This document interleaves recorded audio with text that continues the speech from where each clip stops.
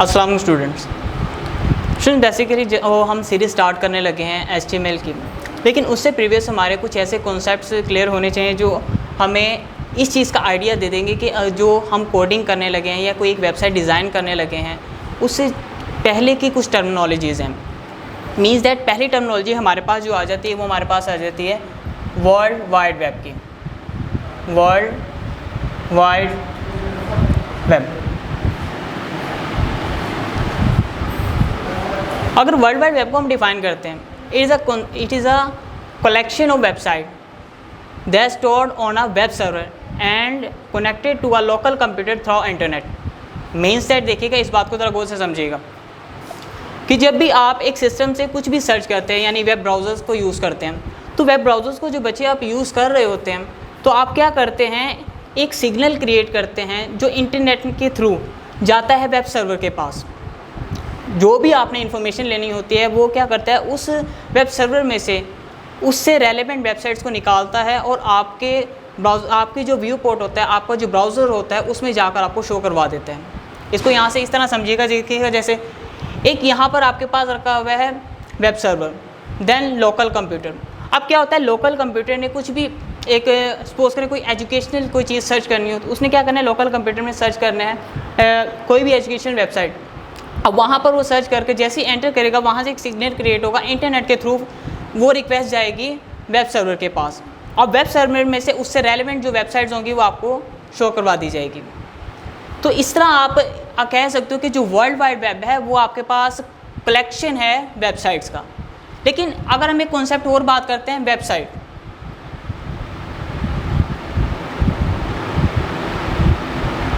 कि वेबसाइट क्या होती है, तो बच्चे वेबसाइट बेसिकली आप कह सकते हो कलेक्शन है रिलेटेड वेब पेजेस की। मीन्स दैट जब भी एक वेबसाइट डिज़ाइन की जाती है तो वो कॉम्बिनेशन होती है उससे रेलेवेंट वेब पेजेस की एंड अदर कंटेंट, और उसमें मज़ीद कुछ डाटा एंटर किया जाता है। उसमें पिक्चर्स हो सकती हैं, इमेजेस हो सकते हैं, ठीक है, जो वेब सर्वर पर स्टोर होते हैं। अब ये तो आपके पास था वेबसाइट का। मीन्स दैट वेबसाइट जो सी होती हैं वो वेब पेजेस का कॉम्बिनेशन, वेब पेजेस का एक कलेक्शन है। और अगर हम बात करते हैं इसकी वेब पेज की,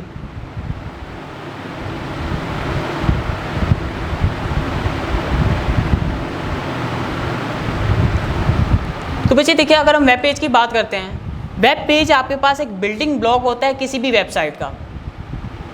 इस बात को ज़रा गौर से समझिएगा।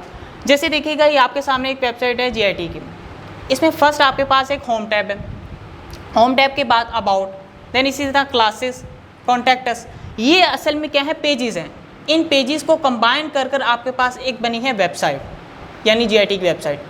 तो आप कह सकते हो कि जो वेबसाइट होती है वो वेब पेजेस को कलेक्ट कर कर इकट्ठा कर कर जो बनाई जाती है वो वेब पेज, वो आपके पास एक कंप्लीट वेबसाइट होती है।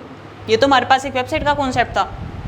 अगर हम बात करते हैं कि एक वेबसाइट जो डिज़ाइन की जाती है, एक फ्रंट एंड इसका जो कंप्लीट डिज़ाइन किया जाता है उसमें कौन कौन सी लैंग्वेजेस को यूज़ किया जाता है, तो बेसिकली 3 लैंग्वेजेस हैं।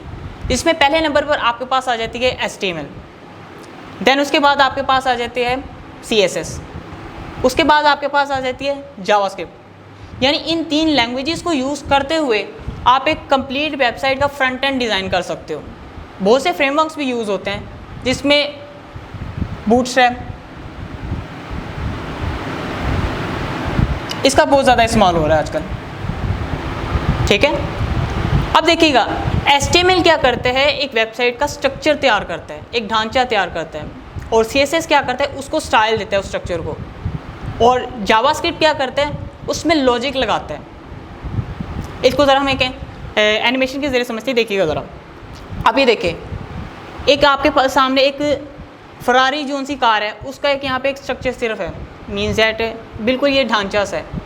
HTML का काम सिर्फ इतना ही है कि वो एक वेबसाइट का स्ट्रक्चर तैयार करती है, स्ट्रक्चर तैयार करके आपको दे देती है। मीन्स दैट आप कह सकते हो ये फरारी का सिर्फ एक स्ट्रक्चर है। अब हम क्या करते हैं, इस फरारी की जो कार है इसमें रेड कलर ऐड कर देते हैं, टायर्स वगैरह लगा देते हैं, शीशे वगैरह लगाते हैं, मतलब स्टाइल्स वगैरह इसको कर देते हैं। तो जब आप इस पर स्टाइल्स वगैरह करेंगे तो आपके पास जो फरारी की कार होगी कुछ इस तरह दिखेगी, ठीक है। अब ये देखिएगा CSS का काम सेम यही है, CSS स्टाइल्स ऐड कर देती है। स्टाइल्स मीन्स दैट कि आप अपनी वेबसाइट में बटन्स के कलर चेंज कर देते हो, मार्जिन्स एंड पैडिंग्स, उसमें ट्रांजिशन अप्लाई कर देते हो, एनिमेशन लगा सकते हो, इफ़ेक्ट्स लगा सकते हो, कैरोसेल डिज़ाइन कर सकते हो। ये तमाम चीज़ें आपके पास होती हैं CSS के थ्रू।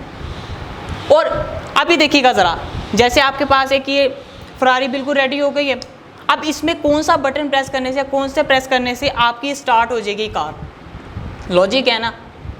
तो इसका कॉन्सेप्ट अगर आप वेबसाइट में जावास्क्रिप्ट को यूज़ करते हैं तो जावास्क्रिप्ट क्या करती है, अगर आप किसी बटन को प्रेस करते हो और बटन को प्रेस करने से क्या ऑपरेशन परफॉर्म हो, वो ऑपरेशन बताने के लिए हम यूज़ करते हैं जावास्क्रिप्ट का, जावास्क्रिप्ट। ठीक है, तो इस तरह ये तीनों लैंग्वेजेस मिलकर एक कंप्लीट वेबसाइट का एक फ्रंट एंड डिज़ाइन करती हैं। ये तो हमारे पास हो गया कि HTML, CSS और जावास्क्रिप्ट का क्या लॉजिक, क्या काम किया।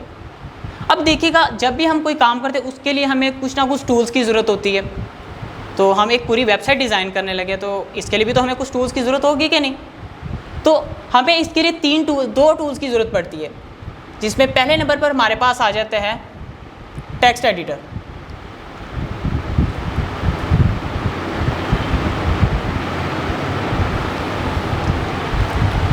डिफरेंट तरह के टेक्स्ट एडिटर्स अब हमारे पास मौजूद है, जिसमें पहले नंबर पर अगर हम बात करें VS कोड यानी विजुअल स्टूडियो कोड, फिर हमारे पास आ जाता है सबलाइम, ब्रैकेट्स।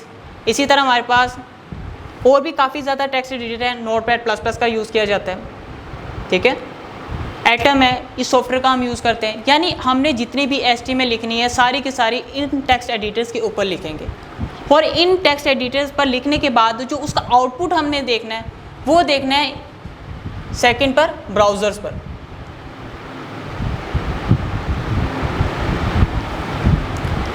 ठीक है, अगर हम ब्राउज़र्स की बात करें तो उसमें भी हमारे पास मल्टीपल ऑप्शंस हैं, जिसमें हमारे पास पहले पर आ जाते हैं गूगल क्रोम, फिर हमारे पास सफारी, माइक्रोसॉफ्ट एज, ब्रेव का यूज़ किया जाता है, फायरफॉक्स है।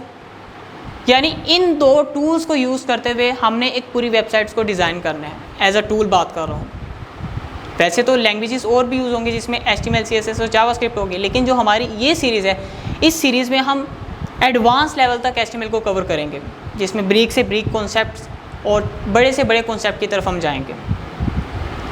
ये था आज के लेक्चर का इंट्रोडक्शन।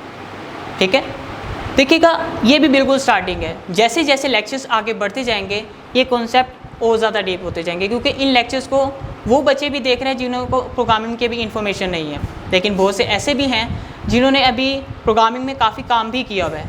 जिन्होंने पहले काम किया हुआ है उनको इसमें बहुत सी नई चीज़ें भी मिलेंगी, और जो अभी स्टार्टिंग पर हैं उनके लिए ईजी हो सके, इस वजह से हम बिल्कुल इसे ज़ीरो लेवल से स्टार्ट करेंगे।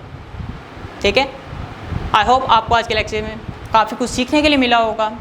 तो इंशाल्लाह अगली मुलाकात होगी इस नेक्स्ट लेक्चर में, तब तक के लिए हैप्पी लर्निंग।